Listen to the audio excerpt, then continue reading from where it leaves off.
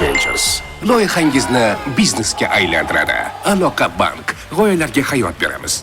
Hozirgi kunda startaplarga investitsiya jalb qilish unaqa katta muammo bo'lmayapti. Aynan investorlarni ishontiradigan startaplar topilishi muammo bo'lyapti. Bugungi startaplar investorlardan pul ola oladimi yoki yo'q? Assalomu alaykum. Sizlar bilan Abror Baxtiyorich va taqdimot loyihasi.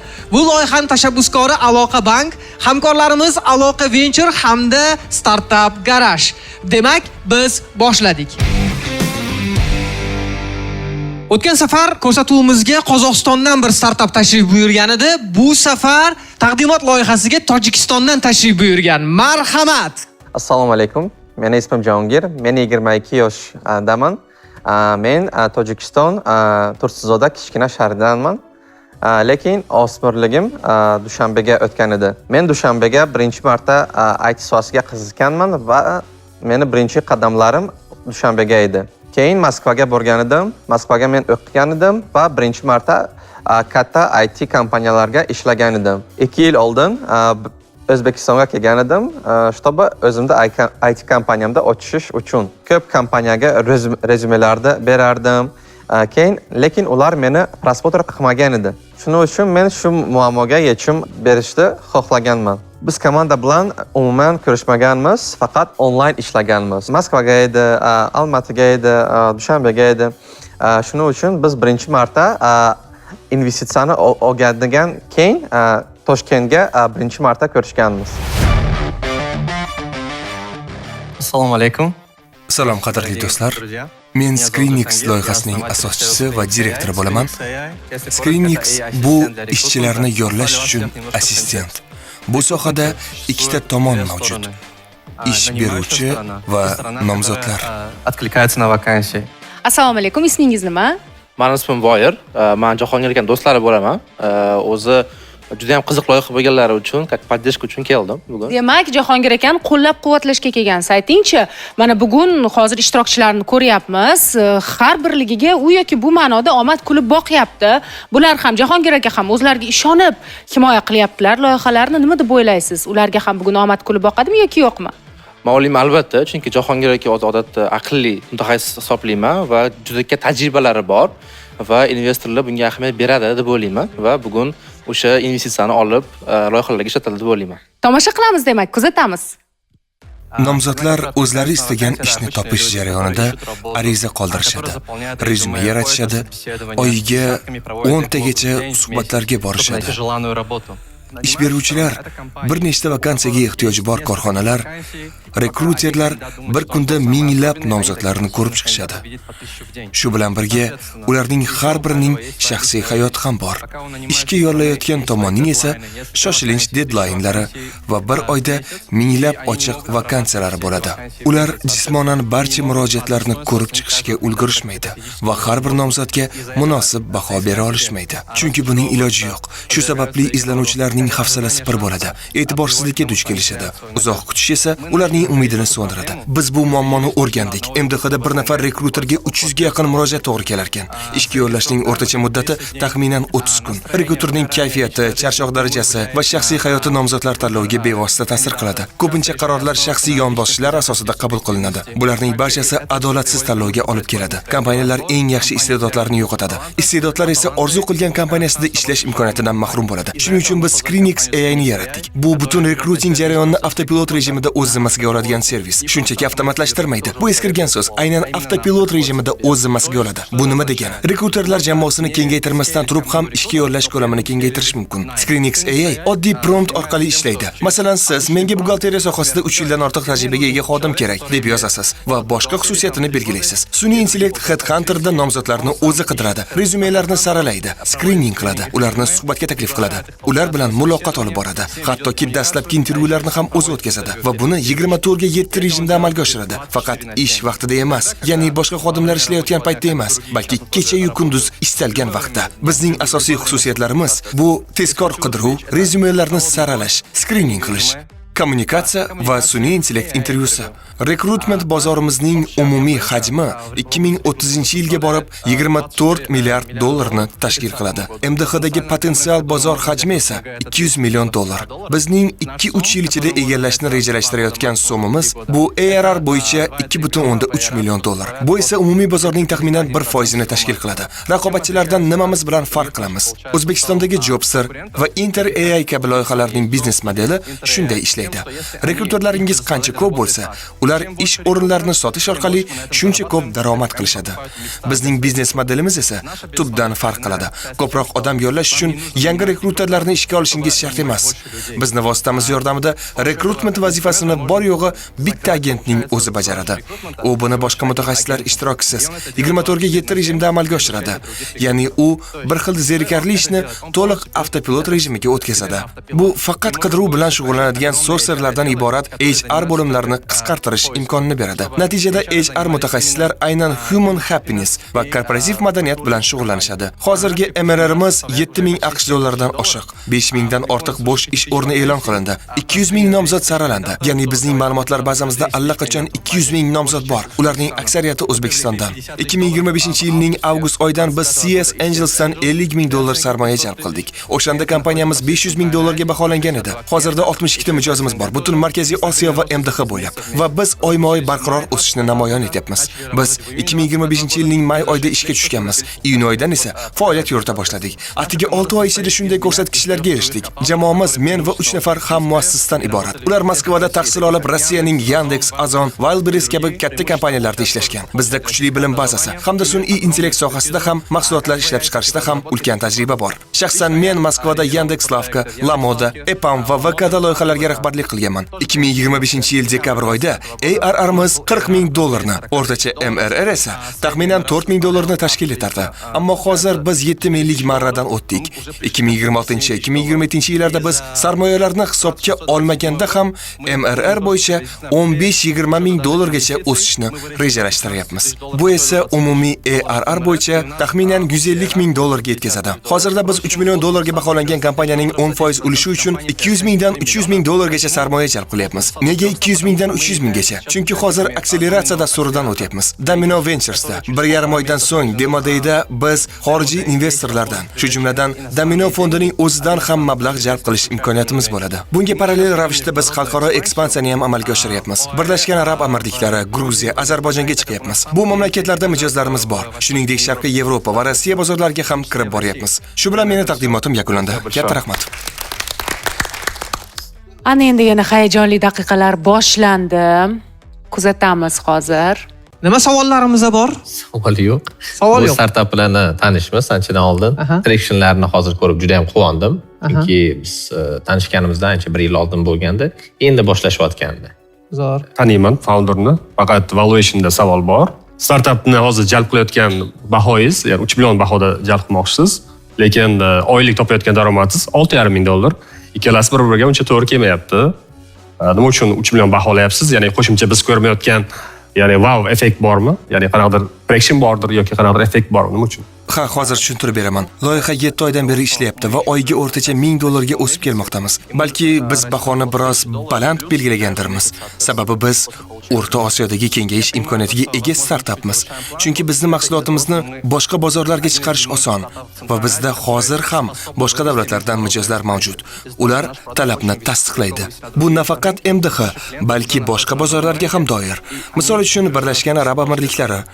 Hozirda bizda MENA bozoriga chiqishga yordam beradigan sheriklarimiz ham mavjud. Mahsulotimizni nafaqat Headhunter'ga, balki LinkedIn'ga ham integratsiya qilish orqali kengaya olamiz. Bunga ishonchim komil. Shuning uchun ham biz chet elga kengayish uchun ko'proq pul so'rayapmiz. Bu qo'limizdan keladi. Har bitta shu produktingiz qaysi tilda, masalan, O'zbekistondagi 50% klientlaringiz, mijozlaringiz O'zbekistonda ekan. Shularga o'zbek tilida shu xizmatni bajarasizlarmi yoki rus tilidami? O'zbekcha tushunasiz, menimcha. Ha, zo'r tushunadi o'zbekcha. Bemalol o'zbekcha gapiravringlar. Hozirda bizning platforma 3 tilda mavjud. Ingliz, o'zbek va rus tillari. Ammo hozirda hatto mahalliy mijozlar ham rus tilidan foydalanishadi. Zafar aka, sizga qiziqmi? Menga mijoz sifatida qiziq. O'zbekistonda klientlarimizning yarmida dedingiz, Tarzenkaga taklif qilganmiz. Ha, biz Korzinkaga kirmoqchi edik, lekin qo'yishmadi. Что значит заходили, не пустили в офис?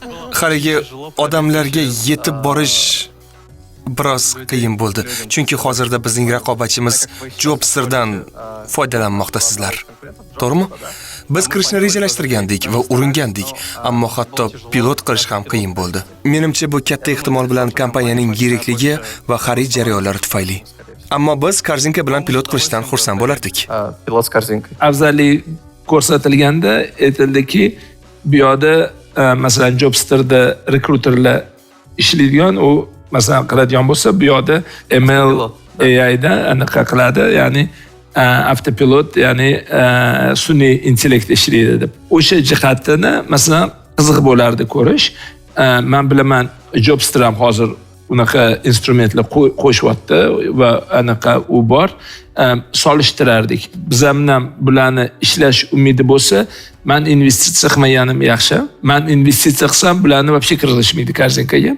Bizda anaqa korporativ anaqada related party transaction bo'lib qoladi. Uni nima deydi, hamma aksiyerlarni o'tkazishim kerak. Bu yaxshi instrument bo'lsa ham o'tkazish qiyin bo'lib qoladi. O'shaning uchun men taklif qilaman, o'sha bizani recruitment headimdan bitta aniq qilib ko'rasiz. Faqat xursand bo'lardim. Produktni sotib ko'rasiz. Endi sota olmasangiz. Rahmat. Zo'r. Demak, hozir hal qilamiz. Investitsiya HRTga kirgizamizmi yoki yo'q? Qo'yman. Javobni aytdim-ku. Siz mijoz bo'ladigan bo'lsangiz, meni o'ylashim bo'yicha Mahmuddagi MRlarimiz ancha ko'tarilib ketib qoladi, chunki sizlarda katta-yu, ob'yom katta. Endi mana bitta xudo xolasa, bizning bitta klientimiz bor. Endi bu loyihaga investitsiya kirishinglar, labay. Hozircha lead bor. To'g'ri. To'g'ri. Shoshmas. Men aytmoqchi bo'lganim, potensial mijozimiz bor. Bilaman. Shoshib ketdi. Shoshvasiz. IT Park Ventures uchun bahosi juda ham baland. Agar bu narsani ko'rib chiqsak, alohida gaplashsak, kirish ehtimolimiz bor. Hozir ayting, qancha bahoda kira oladi? 1 million bahoda kirish bemalol. Zo'r. 1 million baho menimcha yomon emas. Yana bozorlik qilsak ham bo'ladi. Ya'ni nima deydi? Savdolashsak ham bo'ladi. Tushundim. Aloqa Ventures. Aloqa Ventures bilan raqobatchilik qilib berganmiz. Interei degan xuddi shunaqa yechim. Plus minus bo'lishi mumkin, lekin bir xil yechim shuni. Hozirgi etapda qiziq emas. Xo'p. Tamila Qurbanova. Qimmat. Necha pul bahoga arziydi deb o'ylaysiz? Birga gaplashsak bo'ladi. Mana dallarda ham gaplashadi. O'rganib chiqamiz. Hozir agar taxminan sizlarni narxinglarni tushirishga rozi bo'lsangiz, 3 milliondan pastga tushirishga rozi bo'lsangiz, qutilarni olib keting. Bo'lmasam hozir rad javobini bering, bo'ldi. Biz shu yerda temani yopamiz, mavzuni. Bozorlik qilsaylik bo'ladi. Bo'ladi, savdolashsak bo'ladi. Savdolashsak bo'ladi. Zo'r. Unda qutilar sizniki. Marhamat. Tabriklayman. Ofarin. Ofarin Jahongir. Demak, biz bilgandik, biz kutgandik. Tojikistondan kelgan startaper bugun IT Park Venture'dan va angel investor bo'lmoq Tamila Qurbanovadan investitsiya uchun ma'lum bir shartlarga asosan kommentni olib chiqib ketdilar. Jahongir, avvalambor sizni tabriklaymiz. Aytingchi, qo'shni davlatdan kelishingizga nima sizni majbur qildi? Meni hech narsa majburlamadi. Men O'zbekistonni juda yaxshi ko'raman. Tug'ilganimdan beri har yili O'zbekistonda bo'laman, chunki onam O'zbekistondanlar. Men uchun bu ikkinchi uy kabi. Hozir birinchi desam ham bo'ladi, chunki 2 yildan beri shu yerda yashab kelmoqdaman. O'zbekiston, Toshkent va bu yerdagi imkoniyatlar juda ham yoqadi. Shuning uchun imkoniyatdan foydalanishga qaror qildim. Demak, loyihangizga omad tilaymiz Jahongir. Yana studiyamizda sizni katta loyihalar bilan kutib qolamiz. Juda ham rahmat. Ana endi biz startup arenamizga Medmap loyihasini taklif qilamiz. Marhamat. Assalomu alaykum. Men Mehruza, Sirdaryodanman. Yoshim 32 da. 2024-yilda menga sal o'zim sog'lig'im bilan ham ozgina og'ir keldi. Shu uchun chetga borib tekshiruvlardan o'tishni xohladim va izlash jarayonida qayerdan qanaqa yo'llar bilan borishni izlab ko'rdim. Tekshiruvlardan o'tdim, hammasi men uchun yaxshi bo'ldi, lekin qaytib kelganimdan keyin mana shunaqa problemalarni qanaqa hal qilish ko'p o'yladim va qiziqishlarimni, xohishlarimni birlashtirib Medmapni yaratdim. Bu o'zimni g'oyam edi dastlab. Biz bugun jamoamiz bilan taqdimot ko'rsatuvdan kutilayotgan investitsiyaga o'sha investorlarni ishontirish uchun xarajatlarimizni rejalashtirib olganmiz. Ishonamizki, bizning loyihamiz bunga ko'rsatuvda investorlarga va tomoshabinlarga, xalqimizga qiziq bo'ladi. Assalomu alaykum. Ismim Mehruza. Bizning loyihamiz Medmap o'z nomi bilan tibbiy karta. O'zbekiston va Markaziy Osiyodagi bemorlarni xorijdagi ishonchli klinikalar bilan bevosita bog'laydigan xalqaro tibbiy turizm platformasi. Gulhayo, demak bugun opingizni qo'llab-quvvatlashga keldingiz, to'g'rimi? Assalomu alaykum. Avvalambor Han startap loyihasida doim qo'llab-quvvatlashga bular bilan birga kelaman. Mana qarang, meni ham singlim bor, ochiq aytish kerak, opa-singillar ko'p urushishadi. Lekin siz mana bugun kelib, joningizni kuydirib, opangizning loyihasini hozir maqtayapsiz, aytib beryapsiz bizga. Yoshligingizda hech urushganmisiz o'z opangiz bilan? Bo'lib turadi. Bugungi kunda ham bo'lib turadi hatto. Bugungi kunda ham tortishuvlar bo'ladi. Ish yuzasidan yoki demak birga ishlaysiz hattoki. Qiyin emas. Bizga yordam berib, farzandlarimiz bor. Ish yuzasidan bir-birimizni farzandlarimizga qarab yordam berib, doim bir-birimizga podeshkada bo'lamiz. Hozirgi kunda xalqaro shifoxonalarga, ayniqsa Turkiya va rivojlangan Hindiston davlatlariga bemorlarimiz odatdagi vositachi, dallol, o'rtakashlar yordamida borishmoqchi. O'rtalarida hech qanaqa kelishuvlar va oldindan sarf xarajatlar bilan tanishuv yoki klinikalar haqida to'liq ma'lumot, ularning kasalligiga tushadimi, yo'qmi, unaqa haqida ma'lumotlar yo'q. Lokatsiyalari bilan ham tanish bo'lmaydi. Ikkinchi bomomiz chet eldagi til va madaniyat to'siqlari, o'zlariga kerak bo'lgan tarjimonlar to'liq ularni tili bilan ta'minlab bera olmasligi mumkin. Til nimaga muammo bo'ladi? Shunchaki general gaplash speaking o'zi tibbiyotda yetarli bo'lmaydi. Tibbiy atamalar o'ziga xos mahoratni talab qiladi.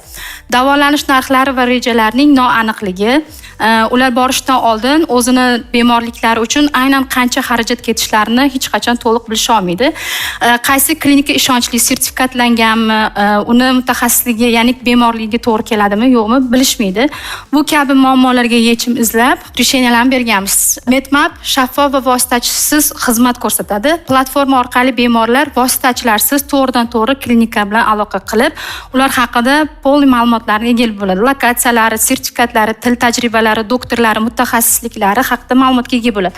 Hujjat va viza yordam. Bemor kerakli tibbiy hujjatlarini hammasini to'g'ridan-to'g'ri birgina ilova orqali buyurtma asosida qilish mumkin. Masalan, ayrim davlatlarga hozir aktual bo'lgan Hindiston davlatiga davolanish uchun albatta viza talab qilinadi. Buni hozirgi o'rtakashlar shunchaki vizachilar yordamida og'zaki ravishda qilishadi va bu ilova Medmap Hindistondagi sertifikatlangan, Hindiston davlatida ro'yxatda o'tgan va Amerika, Angliya sertifikatlariga ega bo'lgan klinikalar bilan shartnoma qiladi.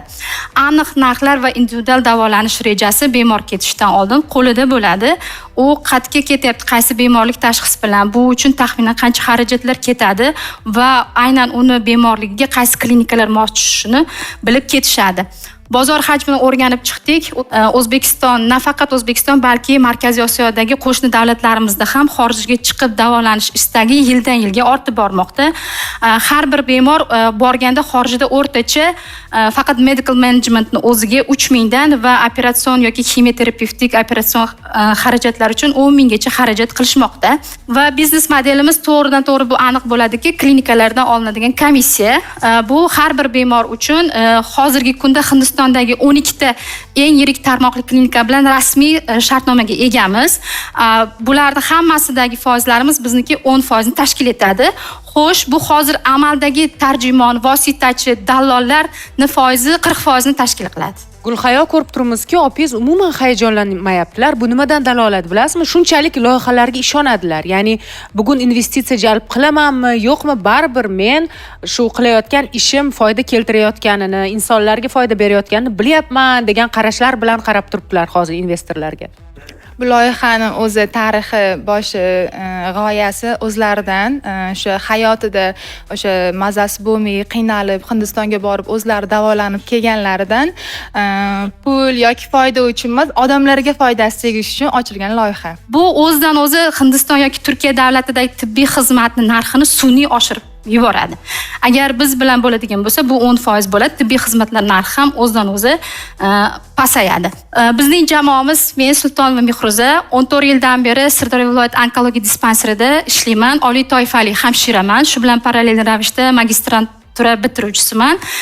IT Park rezidentimiz, Startup Garage rezidentimiz, Anvar To'ychiyev Partavayevich tibbiy maslahatchimiz, Respublika onkologiya sentrida katta professor doktor bo'lib ishlaydilar. Bu xalqaro hamkorlarimiz Muhammad Kayfxon va Yulduz Toshpo'lat va bular ayni damda Hindiston davlatida faoliyat yuritishadi va Shohjahon Mirakov co-founder, texnik tomondan mas'ullar va marketolog buxgalterlarimiz va bundan tashqari bizda jamoada yuridik qo'llab-quvvatlaydigan jamoamiz ham bor. Bizda so'rayotgan miqdor $50,000 10% ulush evaziga va uni kelgusida nimalarga sarf xarajat qilishlarimz. Bizda texnik tomondan sarf xarajatlar qisqargan, ko'proq boshqa davlatlar bilan hamkorlik qilish va marketingga qaratilgan ko'proq kelgusidagi xarajatlarimiz. E'tiboringiz uchun rahmat. Kimda savollar bor? Ya'ni daromadlaringiz qanchadan aytmadingiz-a? 1,5 ming. Daromad bugungi kunda 22,500,000 bu 3 ta bemor komissiyasi. Qancha vaqtda olingan? Oxirgi dekabr yanvar bosh. Ya'ni platformangiz to'liq ishlab, endi boshladingiz-da, to'g'rimi? Yaqindan endi boshladik. Biz g'oya anaqasida olgandik. Keyin qo'llab-quvvatlovda aytyapsiz-ku, doimiy qo'llab-quvvatlov bor. Bu call centerlaringiz bormi? Kim ishlaydi unda? Necha kishi ishlaydi? Operatorlar bor. O'zingizda shtatingiz o'tiradimi? Kim? Yaxshi. Bo'lmasam, kelinglar, hal qilamiz. Medmap loyihasiga investitsiya kiritamiz yoki yo'q? Tibbiy turizm Amerika bozorida juda ham rivojlangan. Chunki tibbiyot qimmat bo'lganligi uchun ular qo'shni davlatlarga chiqishadi. Oddiy tishni davolatish uchun ham qo'shni davlatlarga borishadi. Bu hatto o'sha borib kelishlari bilan ham arzonga tushadi. Mexanizm boshqa. U yerda qimmat bo'lgani uchun. Qimmat bo'lgani uchun bizda nisbatan arzonroq. Lekin biz o'zimiz qo'shnilarimizga qaragan bo'lsak, nimaga misol uchun Tojikistondan, Afg'onistondan kelishadi. Hatto chegarani oldida bizda Aquamedline ham ochilgan, bilsangiz, Afg'onistonning chegarasi oldida.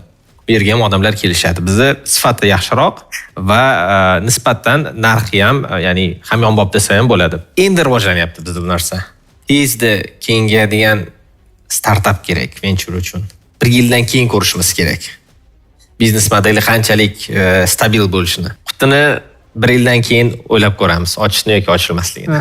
1 yildan keyin bizga kerak emas. Xudo xolasa. Har doim kerak. Ishonavering. Pulga hech qachon yo'qdim men. Har doim kerak. Kimga yuzlaning? Kim? Mana olib qo'yaman. Chetga. Tamila. To'g'risini aytaman, birinchidan yana bir bor aytaman, ayol kishini ko'rganimdan juda ham xursandman. Sizni prezentatsiyangiz juda ham nima edi? Sifatli, qilayotgan ishingizni yaxshi tushunishingiz ko'rinib turibdi. Juda ham yaxshi. Lekin menga mana hozir sal anaqa kelishmovchilik nimada bo'lyapti.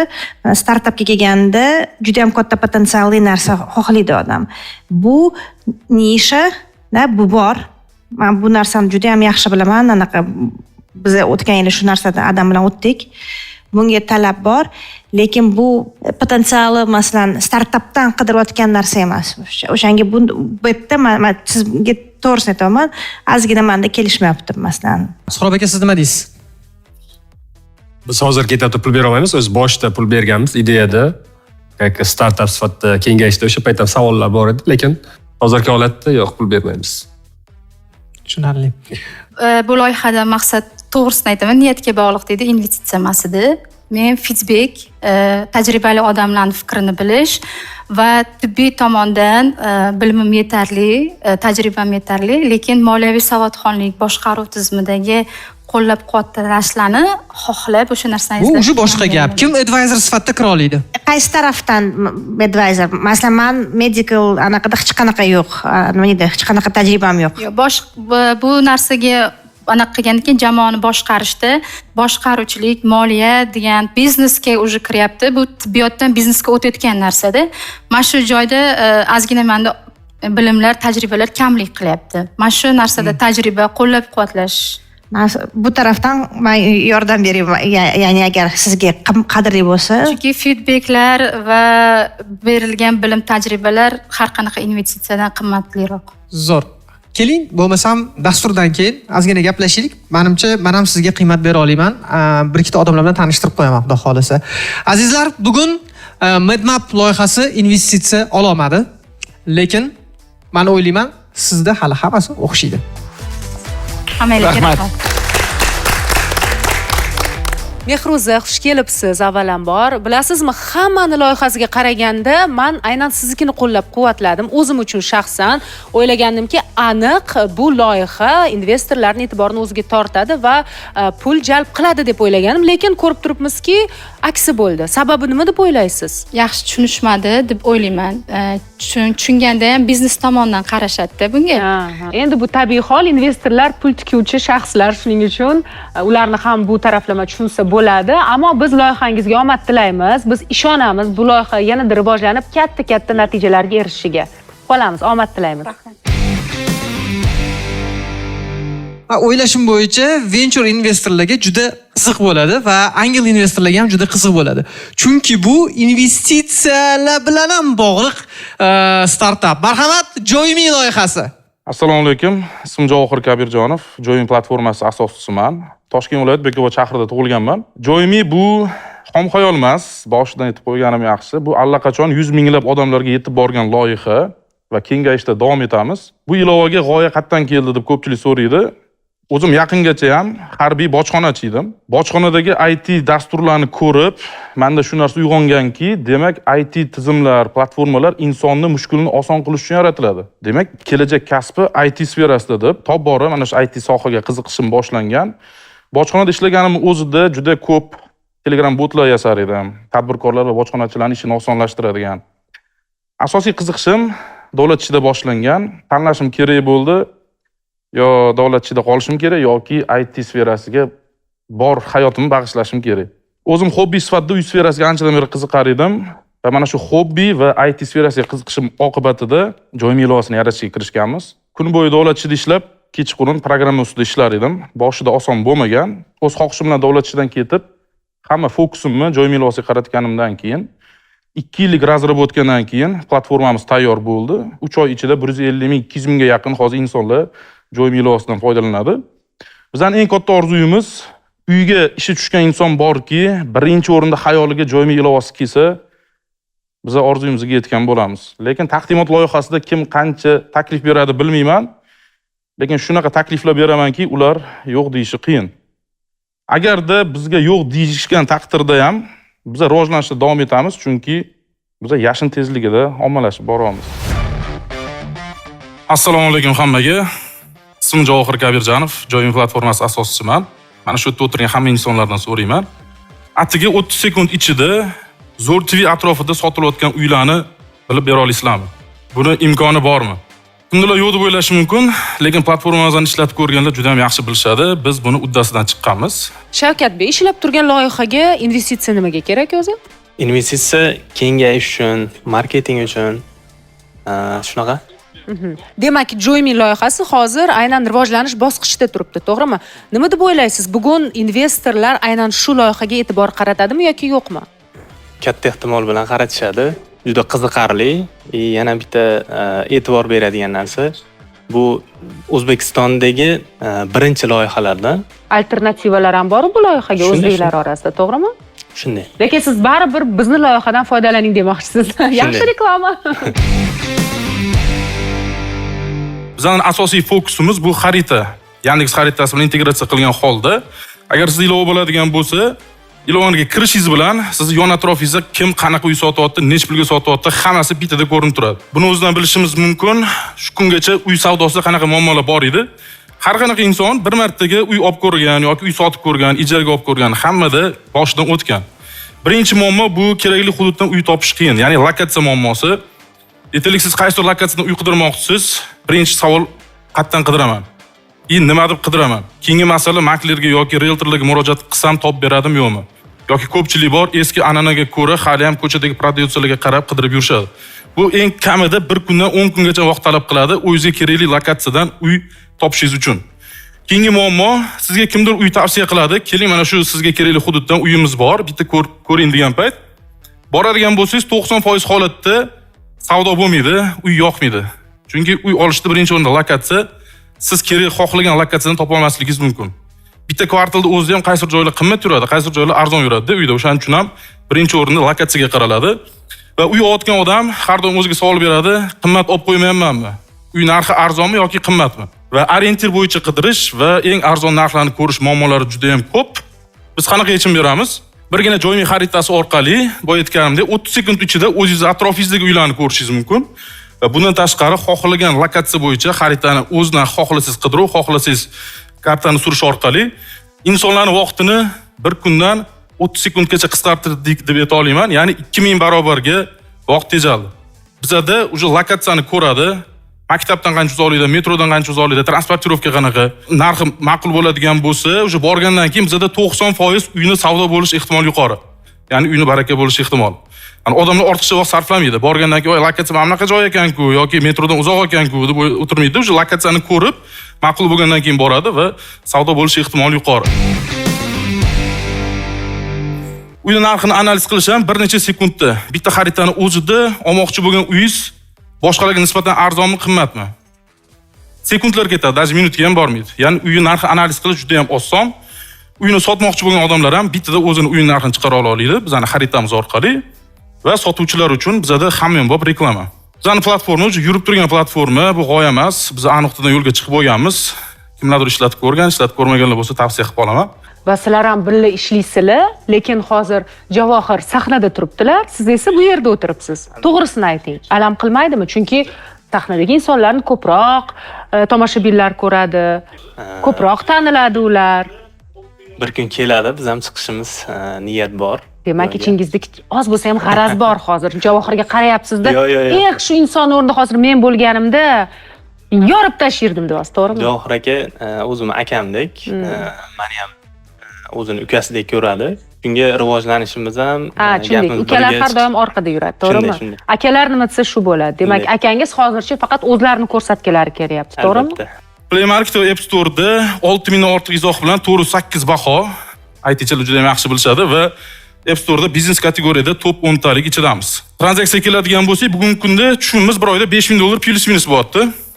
Bu hali monetizatsiyamiz 10% yoqilganda. Biz juda ham ko'p imkoniyat qulayliklarni faqat bepulga taqdim qilyapmiz. Ya'ni odamlarga birinchi o'rinda qulaylik yaratmoqchimiz. Bir nuqtaga chiqadigan bo'lsak, $200,000 plan qilganmiz. 70% monetizatsiya qo'shilgan holatda va 1 million auditoriyaga ega bo'ladigan bo'lsak. Sizning nuqtamiz bu insonlar uy deganda xayolga birinchi o'rinda joymi keladigan darajaga chiqqanimizda, ya'ni brend, joymi bu uy, O'zbekistonda yagona uy bo'lgandan keyin avtomatik bizning tranzaksiyalarimiz ham, monetizatsiyalarimiz ham ko'payadi va oylik $500,000 gacha chiqish potensialimiz bor. Odamlar uyini sotish uchun mana hozirda bepul e'lon joylaydi. Monetizatsiya qo'shganimizdan keyin bir martalik to'lov bu taxminan $5,000, 5,000 so'm yoki 6,000 so'm qilishimiz mumkin. Bundan tashqari mana shu oddiy e'lonni yana tepaga ko'tarish top VIPlar bor.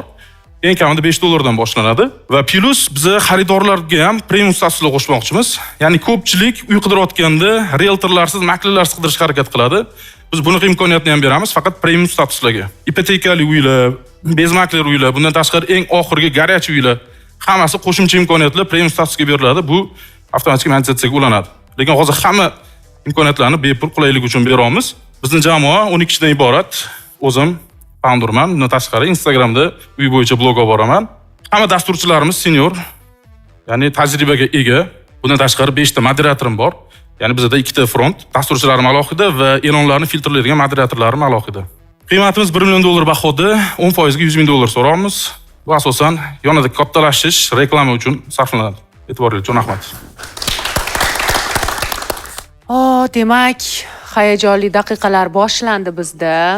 Startup juda ham to'g'ri vaqt bozorga kirdi, chunki OLX juda ham passivlashdi. Ular rivojlanishdan to'xtagan. Interfeys juda ham qiyinlashib ketgan, lekin baribir pul olib kelyapti, chunki u yagona hozir platforma desak ham bo'ladi. Lekin yana aytib qo'yish kerak, bir degan nima paydo bo'lyapti. U ham men juda ham katta rivojlanish, ularni ham imkoniyati juda ham katta ularni bo'ladi, lekin siz o'sha imенно shu nishani olsangiz, ya'ni ko'chmas mulk nimasini bozorini olsangiz, bu ham yetarli sizga bozor rivojlanish uchun. Bunga ko'proq pul sarflash kerak, juda ham ko'p pul kerak. Hozir masalan shuni sizda topganini qayerdan bilasiz? Odamlar e'lon joylagandan keyin sotiladigan bo'lsa deaktivatsiya qiladi. Deaktivatsiya bosayotgan paytda biz orqali sotildimi yo'qmi belgilab ketsa bo'ladi.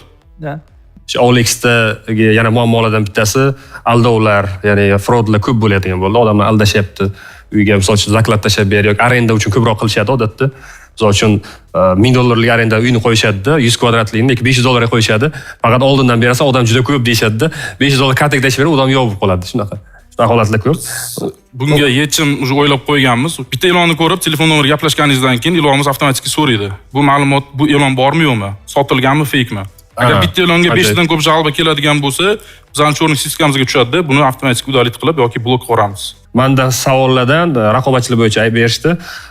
MRRni 5000 dedingiz va 5000 ni bu bir oyda topyapsiz, to'g'rimi? 5000 topyapsiz. Va bu faqatgina o'sha bitta e'lon joylashtirishmi yoki faqat reklama tepaga ko'tarishdami? Faqat reklama tepaga ko'tarish. To'g'ri. Lekin hali 90% monetizatsiyamiz turibdi. Hozir banklarda nima qiyin? Banklarda resurs ko'p, ipotekaga bera olmayapti, klient topolmayapti. Balki u yo'lda ishlasa bo'lar. Ya'ni shunaqa bor, imkoniyatlar bor. Ya'ni banklar tayyor sizga komissiya to'lashga tayyor uy qidirayotgan, ya'ni ham ipotekaga berishni xohlayotgan odam bo'lish kerak va ipoteka uy olishni xohlayotgan odam bo'lish. Ikkalasi birlashtirgan olib siz u yerda bank qo'shilishga tayyor, berishga tayyor. Ana shu orqali katta, ya'ni tranzaksiyadan pul ishlaysiz, juda katta summalar ishlaysiz. Bittasi shu. Ko'rayotganim, ya'ni shunga bog'liq bo'lgan boshqa narsalar ham bor. Endi albatta fokusdan chetlashmagan holda, sizga g'alati qilmagan holda shunaqa narsalarni banklar taklif qilishni boshlashdi. Ipoteka bo'yicha bizga integratsiya qilib beringlar deb. Bu ham planimizda bor. Qiziq, loyiha bizga qiziq. Bahosi bo'yicha endi hozirgi tractionda to'g'risi sal o'zi asli qimmatlik qilishi mumkin. Buni bilmadim. Maqlas shuni ham so'ramoqchimiz. Maqlas 100 ming olib. 100 ming olib asosan reklamaga, marketingga sarflaymiz. Chunki men o'zim Instagramda reklama qilganim, asosiy auditoriyam Toshkent, lekin respublikaga kengayishim kerak. IT biznesida asosiy rasxod marketing ketadi. Hozir buni markazga ishlaymiz. Masalan, Toshkentning o'zida hali rinok katta emasmi? Masalan, hozir birdaniga chetga chiqqandan ko'ra, hozir masalan men Toshkentni 5 oy bo'libsiz-da endi atigacha. Toshkentda agar masalan masjidni qilamiz, masjidda falon cho'qqiga qilamiz, keyin regionlar emas, region masalan, keyingisi masalan keyingi 6 oyda Samarqandni qilamiz. Samarqandda falon anaqagacha penetrationga olib borganimizdan keyin masalan aytaylik Andijonga boramiz. Shunga o'xshagan agar strategiya bo'lsa, men o'ylayman to'g'ri. Hozir 100 mingni olib masalan hozir marketing televideniya qilib ketgan 14 ta viloyatda hamma yoqdan zaifkalar tushgan, hammasi qo'yilgan, lekin hech kim hali aytganingizdek tekshirib ola olmaysiz oxirigacha. Boshqa shundan aniqlardim. Men konsentratsiya qilib aniqsam, men proyektga ishonaman. Men ham qo'ygan bo'lardim pul. Demak, agar hech kimda savol qolmagan bo'lsa, Joyme loyihasiga investitsiya kirish masalasi turadi va bugun investitsiya kiritamizmi yoki yo'q? Loyiha yaxshi. Loyiha juda ham qiziq, yaxshi, bozori bor, ya'ni shubha ham bo'lmasligi kerak. Bahosi ham jozibali. Investorlar qiziqsa, kiradiganlar bo'lsa, bizga qiziq. Zo'r. Men ham qilardim halidik. Bitta narsa moliyaviy model va o'sha kengayish strategiyasini kelishgan holda. Ya'ni haligidek gapingiz masala aralashmasin pulni berib. Yo'q, unaqa emas. Har bitta narsa hisob kitob bilan bo'ladi. Biz bunga juda ham qattiq qaraymiz. Bizda javoblarni oldingiz, yana ancha vaqt bo'ladi sizga tadqiqot qilishga, kasdev qilishga, yaxshilab ana hisob kitoblarni chiqarish uchun, balki sizga 200-300 kerakdir. Shaxsan o'zim haqimda aytaman. Men masalan qaradim, haqiqatan kartali joy topa olmadim bulardan tashqari. Hozir bular hali qilayotganlarda men instrument qarab o'tirdim, qani ishlaydimi yo'qmi. Menda shunaqa narsa bor, bir narsa olsam qimmat olib qo'yaman. Joy bo'lganda. Sotayotganda arzon sotib qo'yaman. Hech qanaqa qiyoslashni aniq qilmayman, chunki doim o'sha qanaqa o'sha realtorlar ularni gapimdan yuraverasizda. Olasizmi, yo'qmi? Shunday bo'lsa ham baribir bozorga shaffoflik kirgizadigan narsa. Men shu banklarda ham bilaman, bu juda ham katta narsa. Mana chet elda umuman olganda sotsangiz sotmasangiz o'sha ko'chmas mulkingizni bozor narxi bor-da. O'sha bozor narxi asosida soliqlar, boshqalar. Bizda bozor narxi hammani anaqa. Ali bozor narxi necha desa, ali мы покупаем или продаем deydi, anaqa bor. O'zimizdan sotamiz. Shunaqa anaqasi bor. Shuning uchun men o'ylayman, bu juda foydali g'oya va startap. Tabriklayman sizni. Rahmat. Sizni tabriklayman va mana shu qutilarni barchasi sizniki. Marhamat. Omadinglarni bersin. Buni ham soliqqa integratsiya qilishdi. Rahmat. Hop, umumiy hisobda 100 ming dollar so'raganlar, lekin hozir barcha investorlar bilan kelishib, o'tirib, bitta o'ylab ko'rasizlar, balki 100 mingdan ko'proq pul kerak bo'lar. Siz so'rayotgan narsaga balki unchalik pul ketmas. Xullas kalom, hammasi o'sha tekshiruvlardan keyin o'tirib, birga hammasini hal qilganlardan keyin qayta taqsimlanadi va hal bo'ladi. Sizni tabriklayman. Hammasini o'qib. Hammasi sizga. Rahmat ishonchinglar uchun. Rahmat. Assalomu alaykum. Boshqa ishtirokchilarga qaraganda sizni kayfiyatingiz boshqacha. Sababini ham bilamiz, chunki boshqalar so'ragan summasini ham ola olmadi, ammo siz bulardan mustasno so'ragan pulingizdan-da ko'proq hozir olish arafasida turibsiz. Hamma qiziqish bildirdi, to'g'risi men kutmagan edim. Do'stingiz sizdan biroz avval nima qilasiz endi shuncha pul desam, dam olishga ketamiz dedilar. Endi siz ayting, nima qilasiz? Investorlar berayotgan har bitta tiyin bizada hisob kitob bilan uni kontroli bo'ladi. Juda yaxshi. Biz sizga omad tilaymiz, loyihangizga ishonamiz, ko'rdik, bildik, hattoki foydalanamiz desak ham men shaxsan foydalanganman. Ishlatib ko'rganlar bilishadi, ishlatib ko'rmaganlar bo'lsa, skachat bo'lsanglar, maza qilasizlar. Hozirgi ko'rgan aynan startaplar kelajakda milliard dollarlik kompaniyalar bo'ladi va dunyoga O'zbekistonni tanitgan kompaniyalardan bo'ladi. Bizlar bilan birga bo'lganingiz uchun sizlarga katta rahmat. Sizlar bilan taqdimot loyihasida Abror Baxtiyorovich bo'ldi va bizni bu loyihamizni asosiy tashabbuskori Aloqa Bank, hamkorlarimiz Aloqa Ventures hamda Startup Garage. Keyingi hafta ko'rishguncha salomat bo'ling. Aloqa Ventures loyihangizni biznesga aylantiradi. Aloqa Bank g'oyalarga hayot beramiz.